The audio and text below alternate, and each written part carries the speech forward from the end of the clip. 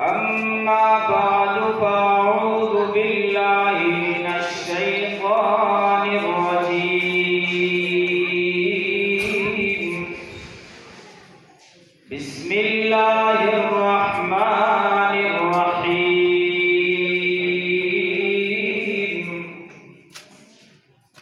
لقد من الله على المؤمنين إذ بعث فيهم رسولا من أنفسهم يتلو عليهم آياته ويزكيهم ويعلمهم الكتاب والحكمة وإن كانوا من قبل لفي ضلال مبين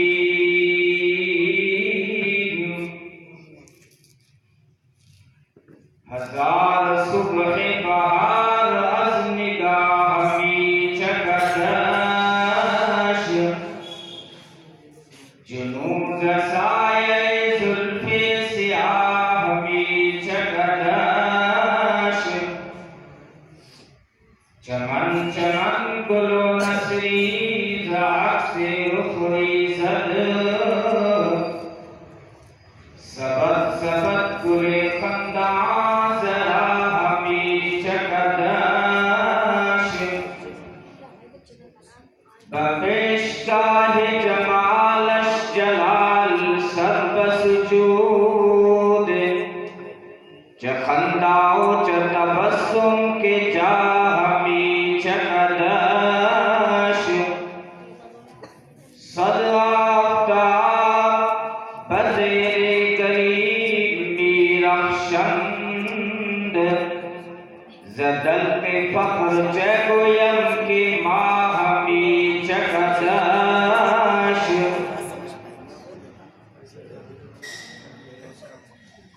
جناب صدر قابل صدر احترام علماء کرام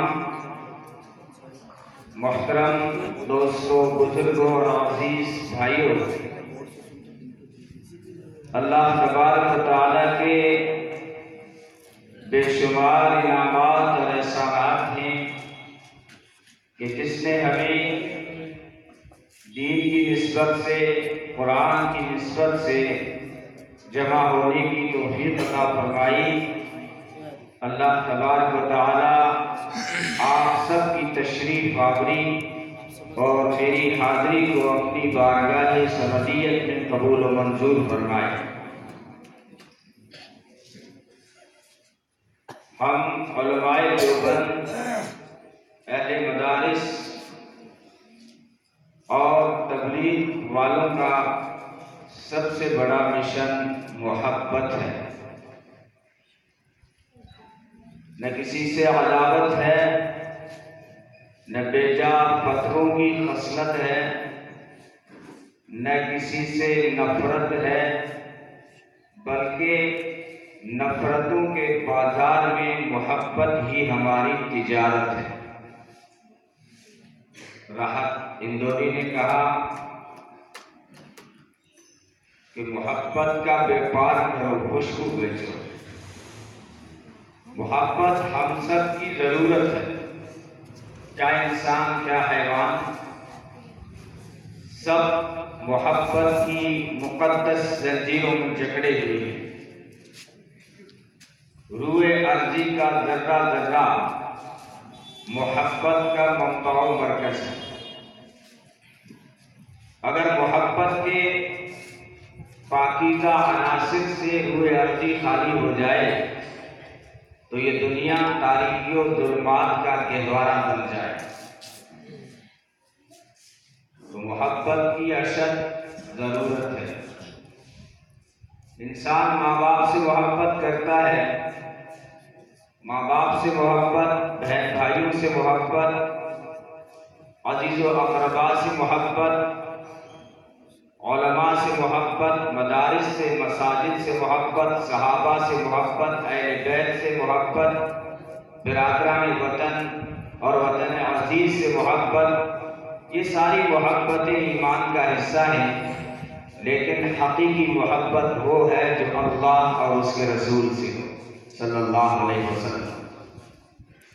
اللہ سے ہم جیسے محبت کریں، وہ براء البراء ہے، لا تراہ العیون ولا تخالطہ الظنون ولا یصفہ الواصفون، کہ آنکھیں اس سے دیکھ نہیں سکتی، خیالات اس تک پہنچ نہیں سکتے، تعریف و توصیف اس کی بیان ہو نہیں سکتی۔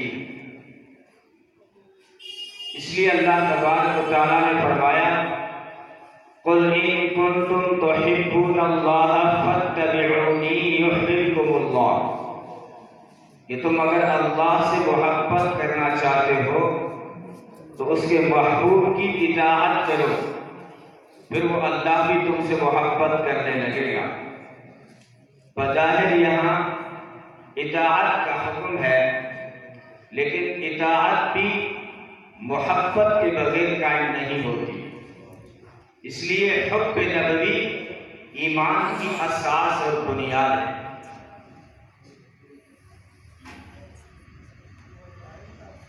اچھا، ہم نبی سے محبت کیوں کریں؟ کیونکہ انسان جب بھی کسی سے محبت کرتا ہے تو 4 اسباب ضرور دیکھتا ہے۔ سب سے پہلے یہ دیکھتا ہے کہ میں جس سے محبت کر رہا ہوں، میرے محبوب سے میرا تعلق کیا ہے، میرا رشتہ کیا ہے۔ تو ہم جب نبی سے محبت کرنے لگتے ہیں تو عقل، چونکہ عقل عیار ہے، سو بھیس بدل لیتی ہے۔ نبی سے ہمارا رشتہ کیا ہے، تعلق کیا ہے؟ تو قرآن نے کہا النبی اولیٰ بالمؤمنین من انفسہم وازواجہ امہاتہم، کہ نبی کا تعلق اور رشتہ تمہاری جان سے بھی زیادہ ہے۔ وہ دیکھیے عدالت اور نبوت ساتھ ساتھ جا رہی ہیں۔ ہاں، آج بھی صداقت، عدالت، نبوت سب ساتھ ساتھ ہیں۔ تو عدالت نے عرض کیا اللہ کے رسول، آپ میری جان چھوڑ کر ہر چیز سے زیادہ محبوب ہیں۔ نبی پاک صلی اللہ علیہ وسلم نے فرمایا بات بنی نہیں۔ تو عدالت اپنی ضمیر کی عدالت میں چلی گئی اور فوری فیصلہ دیا کہ اللہ کے محبوب آپ میری جان سے بھی زیادہ محبوب ہیں۔ تو فرمایا عمر بن خطاب اب بنی نا بات کہ اب ایمان مکمل ہوا۔ تو قرآن کہتا ہے کہ نبی کا تعلق تمہاری جان سے بھی زیادہ ہے۔ وَأَزْوَاجُهُ أُمَّهَاتُهُمْ، ان کی بیویاں تمہاری مائیں ہیں۔ تو جس کی بیوی ہماری ماں ہو تو وہ ہمارے کیا لگتا ہے؟ ابا، اگرچہ یہ اصطلاح قرآن نے پسند نہیں کی، ما کان محمد ابا احد من رجالکم ولکن رسول اللہ وخاتم النبیین، محمد عربی صلی اللہ علیہ وسلم تم مردوں میں سے کسی کے باپ نہیں، لیکن ماں باپ کیا ہوتے ہیں؟ ماں باپ محمد عربی صلی اللہ علیہ وسلم کی جوتیوں کے تسموں پہ قربان۔ تو انسان ماں باپ سے محبت کرتا ہے اور کہتا ہے کہ یہ میری دنیا میں آنے کا سبب و ذریعہ بنے۔ تو انسان جو تیرے وجود کا سبب و ذریعہ بنے ہیں، اگر ان سے محبت تیری عقلی بھی ہے، ایمانی بھی ہے اور طبعی بھی ہے، تو پھر ان سے محبت کیوں نہ ہو جو ساری کائنات کے وجود کا سبب و ذریعہ بنے۔ کونین کی تخلیق کا آقا تو سبب ہے، اسلام کا مفہوم تیرے در کا ادب ہے، طٰہٰ سے آیا ہے تیری سیرت کا قصیدہ، واللیل تو آقا تیری زلفوں کا لقب ہے صلی اللہ علیہ وسلم۔ کتاب فطرت کے سر ورق پر جو نام احمد رقم نہ ہوتا تو یہ نقش ہستی ابھر نہ سکتا، وجود لوح و قلم نہ ہوتا، تیرے غلاموں میں نمایاں جو تیرا عکس کرم نہ ہوتا، تو بارگاہ ازل سے تیرا کتاب خیر الامم نہ ہوتا، نہ روئے حق سے نکاب اٹھتا، نہ ظلمتوں کا حجاب اٹھتا، فروغ بخش نگاہ عرفاں اگر وہ چراغ حرم نہ ہوتا، یہ زمین نہ ہوتی، فلک نہ ہوتا، عرب نہ ہوتا، عجم نہ ہوتا، یہ محفل کون و مکان نہ ہوتی اگر وہ شاہ امم نہ ہوتا صلی اللہ علیہ وسلم۔ اور اقبال نے بھی کہا یہ پھول نہ ہوتا تو کلیوں کا تبسم بھی نہ ہوتا، یہ گل نہ ہوتا تو بلبل کا ترنم بھی نہ ہوتا، یہ نقش ہستی پہ بچے سب پریشان رہتے، رخت بردوش پہ سب دست و گریباں ہوتے، خیمہ افلاک میں پھر سے تشدد ہوتا، بزم توحید کے نعروں میں تردد ہوتا، نہ دشت و جبل توحید کے خودی کھاں ہوتے، نہ مزین تیرے ذکر سے بیاں باں ہوتے۔ کتاب فطرت کے سر ورق پر جو نام احمد رقم نہ ہوتا، حضور آئے تو سر آفرینش پا گئی دنیا، اندھیروں سے نکل کر روشنی میں آ گئی دنیا، سطح چہروں کا زنگ اترا، بجھے چہروں پہ نور آیا، حضور آئے تو انسانوں کو جینے کا شعور آیا۔ خلد کی شمع افروزی جنوں کی چارہ فرمائی، زمانے کو اسی امی کے صدقے میں سمجھ آئی، یتیموں اور ضعیفوں کو پناہی مل گئی آخر، حضور آئے تو ذروں کو نگاہی مل گئی آخر صلی اللہ علیہ وسلم، جو ساری کائنات کے وجود کا سبب و ذریعہ بنے ہیں، اس سے محبت کیوں نہ۔ دوسرا مختصر بات کروں گا، دوسرا سبب جو انسان دیکھتا ہے وہ دیکھتا ہے کہ میرے محبوب کا مجھ پہ احسان کیا ہے۔ انسان دیکھتا ہے کہ کیوں میں اس سے محبت کروں، اس کا مجھ پہ احسان کیا ہے۔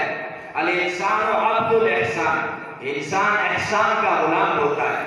تھوڑی سی کسی نے چائے پلا دی یا کچہری میں سارا لگا دیا تو ساری زندگی اس کے سامنے آئیں بائیں سائیں کرتا ہے، یہ اس کی فطرت ہے۔ تو اگر تو احسان سے دبتا ہے تو نبی پاک صلی اللہ علیہ وسلم کی ذات اقدس سارے احسانات کا خلاصہ ہے، بلکہ احسانات خداوندی کا عنوان جلی ہے۔ ساری انسانیت نبی پاک صلی اللہ علیہ وسلم کے احسانات کے آگے دبی ہوئی، چھپی ہوئی، خمیدہ گردن اور سر نگو ہے، کیونکہ جس وقت نبی پاک صلی اللہ علیہ وسلم دنیا میں تشریف لائے اس وقت انسانیت ختم ہو چکی، مٹنے کا اس نے ارادہ خود کر لیا، وہ دوزخ کے کنارے پہ کھڑی تھی، وہ حیوانیت کی حدود میں داخل ہو چکی تھی۔ نبی پاک صلی اللہ علیہ وسلم نے آ کر اس انسانیت کا، گرتی ہوئی انسانیت کا ہاتھ تھاما، جس کو قرآن نے بیان کیا، وَاذْكُرُوا نِعْمَةَ اللَّهِ إِذْ كُنتُمْ أَعْدَاءً فَأَلَّفَ بَيْنَ قُلُوبِكُمْ فَأَصْبَحْتُمْ بِنِعْمَتِهِ إِخْوَانًا وَكُنتُمْ عَلَى شَفَا حُفْرَةٍ مِّنَ النَّارِ فَأَنقَذَكُم مِّنْهَا۔ یاد کرو اس وقت کو جب اللہ نے تم پہ اپنا خصوصی انعام کیا، یا اللہ